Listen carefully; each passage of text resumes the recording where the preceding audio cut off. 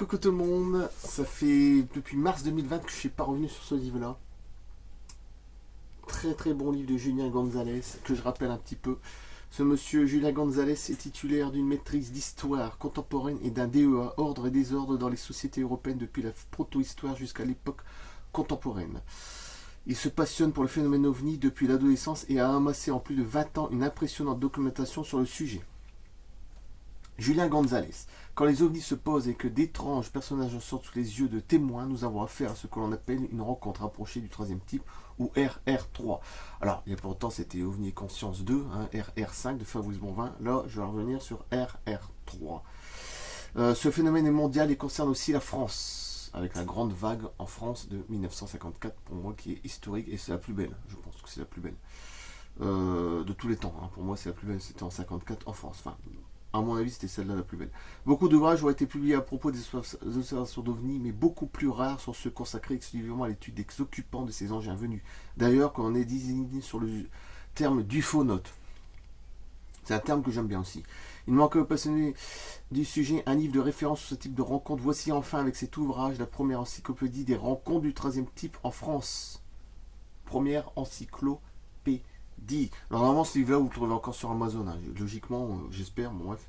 Avec ses 364 de rencontres du troisième type, 331 en France et 29 en Belgique, donc là honneur plus en France. Là justement je vais lire une histoire qui est franco-belge, j'ai fait exprès, comme ça fait un mixte. Répertorié et passé au crible, cet ouvrage se présente comme le seul document historique sur les ufonautes paru en France à ce jour. Alors, je ne sais pas s'il y a eu un succès ce livre-là, mais en tout cas, il est très très bon. Ça commence même déjà en 1812, hein, à peu près. Peut-être que j'en reviendrai les premières années pour prochaine vidéo, je vais voir. Très très bon livre, à posséder. Franchement, il y a 470 pages, 460, un truc comme ça. Donc c'est quand même du lourd, hein. C'est très lourd. Ok, c'est parti. Warneto, frontière franco-belge. Autant faire le bon un mixte. Nord, 7 janvier 1974, 20h40. Monsieur X, avec l'illustration du dessin, hein. Ça c'est très intéressant. Monsieur X, représentant de commerce 31 ans à l'époque de nationalité française, son nom est connu des enquêteurs. Venant de Comines où il a suivi un cours du soir, le témoin rentre chez lui à 60-70 km. Il a plu quelques heures auparavant et la route est humide. Parvenu à l'entrée de Warneton, les phares de son ami 6 s'éteignent et presque aussitôt, ami 6, ce sont une voiture, oui je pense, le moteur a été raté. Au point mort, la voiture continue sur une centaine de mètres sur la route en faible déclivité, 4-5%, avant d'être immobilisé au frein à main. Bon bricoleur et pensant à un fusible grillé, Monsieur X s'apprête à sortir d'un véhicule pour vérifier le moteur lorsqu'il aperçoit sur sa droite dans un champ légèrement surélevé qui longe la route à environ 150 mètres du véhicule à présent à l'arrêt. Tout de suite on s'imagine le truc, hein. Ce qu'il prend d'abord pour une charrette de foin.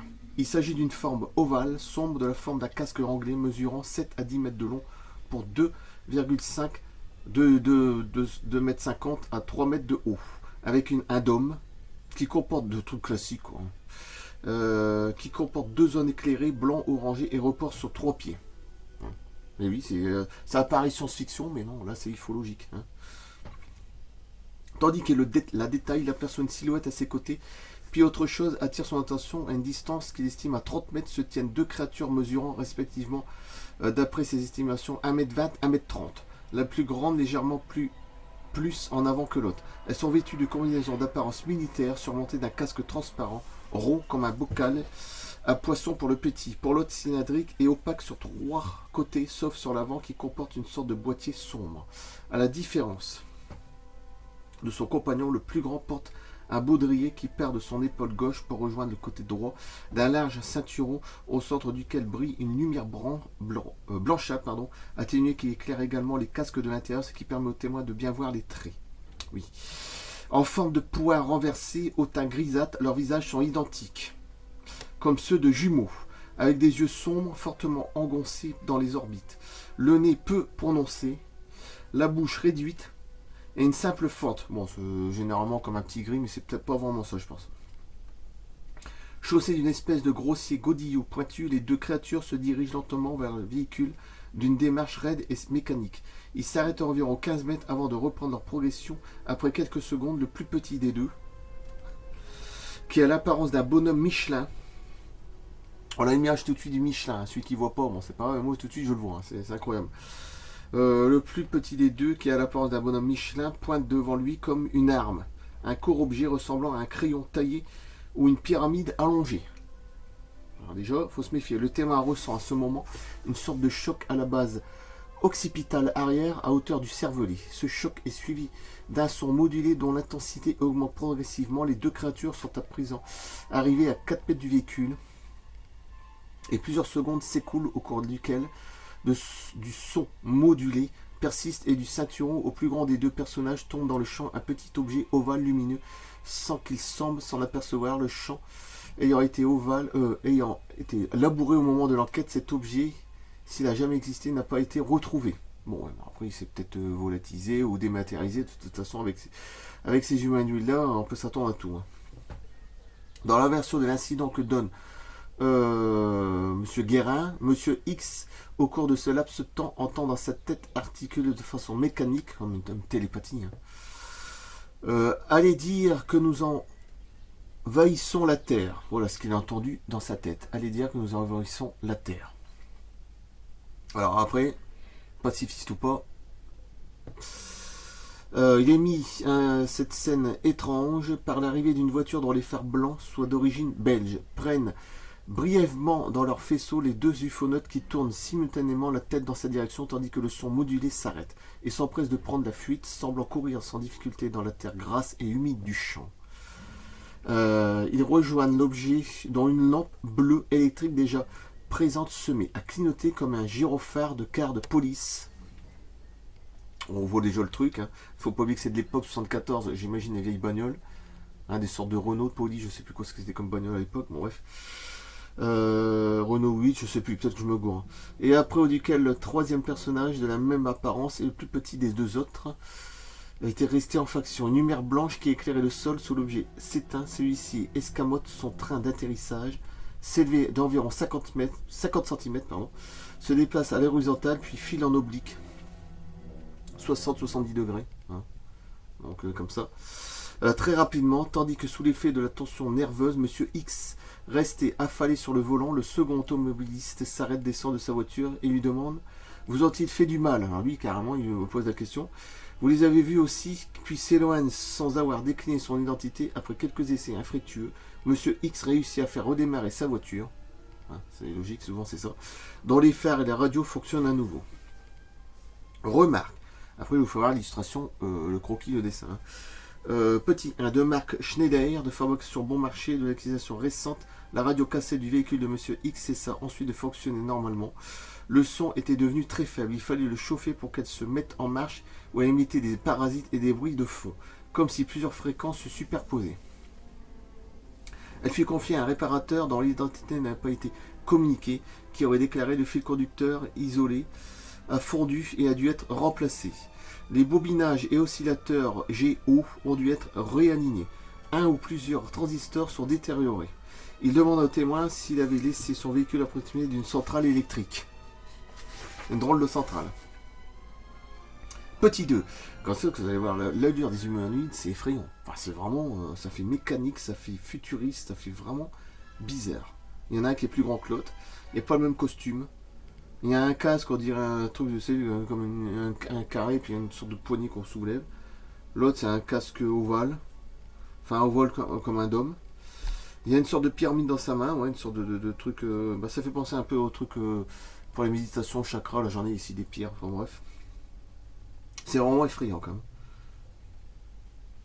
C'est, oui, 1m20, 1m30. Alors, petit 2, les habitants de maisons proches situées à l'entrée du village n'ont rien remarqué d'anormal. Petit 3, le témoin a fait une seconde RR3 au même endroit le 6 juin 1974. C'est-à-dire que le 7 janvier 1974, il a fait la première rencontre avec ces deux humanoïdes, apparemment. Ça doit être toujours le même. Et le 6 juin 1974, ça a recommencé. Et au même endroit en plus. 2 fois. Voilà l'allure. Bah, c'est pas rassurant. Pour ma part, c'est pas rassurant. Regardez bien dans sa main, là. Là, tu es plus au clot. Alors, je sais pas comment le décrire parce que leurs têtes elles sont vraiment bizarres. Ça fait pas des petits gris. Alors là, je sais pas. De toute façon, il y a tellement de races d'extraterrestres, c'est inimaginable. Lui, il a plutôt un costume, mais c'est peut-être plus un chef, le premier. Enfin, on voit en premier plan, hein, on dirait. L'autre, c'est peut-être plus son serviteur, je sais pas. La tête qui est plus jeune derrière, c'est possible. Celui de devant il est plus âgé, alors un peu plus grand, 10 cm. 1m30, 1m20, on va environ. Hein. Après, ça peut varier à la taille. Selon le témoin. Hein. Ok. C'est vraiment magnifique. J'avais complètement oublié ce passage-là. Voilà, j'ai fait un mix entre la France et Belge, comme ça au moins. Ça fait plaisir aux deux. Ça, j'en ferai des photos à la fin. 2 photos, pas plus. Ou 3 peut-être avec le livre, oui. Voilà. Peut-être j'essaierai de retrouver l'histoire, mais à mon avis, on ne retrouvera peut-être pas parce que souvent c'est dans des vieux journaux de l'époque ou des articles. Je sais pas, j'ai essayé. Voilà. Je coupe là. Ce livre est une bombe. La prochaine fois, peut-être que j'attaquerai l'histoire d'après parce que c'est intéressant aussi. Très intéressant aussi celui-là. Oui, peut-être que ça sera la prochaine vidéo. Je pense que je reviendrai sur ce livre-là comme ça au moins. 2 bonnes vidéos sur ce livre-là que ça fait plus d'1 an que j'ai pas fait. Depuis mars 2020, donc bon. Marc, je me dirais, j'ai tellement de trucs de playlists, de trucs de vidéos, j'ai tellement fait de trucs, j'ai au moins 800 vidéos de faites de plusieurs livres, donc ça n'arrête pas.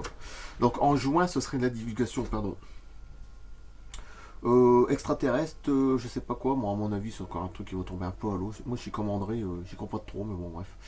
De toute façon, moi j'ai toujours dit qu'à force d'en parler, on va voir le bout du tunnel. De toute façon, peu importe. Donc bon. On le sait déjà, celui qui est assez ouvert d'esprit, comme moi, comme André, comme beaucoup d'ufologues, ils savent très bien. Hein, c'est tout, ils sont là, point barre. Bon. On peut peut-être faire un croquis, un dessin, on a compris. Hein, sauf celui qui vient de tout faire voir là, mais bon. On le sait très bien. Après, la divulgation partielle, la divulgation complète, je ne sais pas ce que ça va donner. C'est courant juin, je ne sais rien. Donc on verra d'ici là. Il y a la vérité qui est intérieure qui en parle. Hein. Il y avait la vérité intérieure 1 et 2. Je préfère celui du 1 sur YouTube, vous allez voir, ils en parlent. Enfin, il en parle. Donc j'en sais rien ce que ça va donner. Bon, bref, de toute façon, on verra. Moi, je suis un petit peu sceptique de ce côté-là parce que pour ma part, on le sait déjà. Et puis à force, les gens ils vont le savoir de plus en plus. Donc, j'ai pas de problème. Bon, bref. De ce côté-là, pour moi, c'est comme ça, c'est tout. À la limite, c'est même normal pour moi. C'est comme ça. Voilà, je coupe là. Merci, à bientôt. Warneton, frontière franco-belge nord, le 7 janvier 74 à 20h40. Il a refait une deuxième rencontre le 6 juin 1974 au même endroit, en plus. Alors là, c'est encore plus comique. Je coupe là. Merci, à bientôt. D'ici 2 jours, je vous balance une seconde vidéo sur ce livre-là parce que j'ai vu qu'il y a une autre histoire très intéressante. Encore une nouvelle illustration magnifique. Je coupe.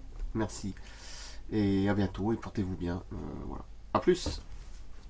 Et merci encore pour les abonnés et puis les vues. C'est de plus en plus.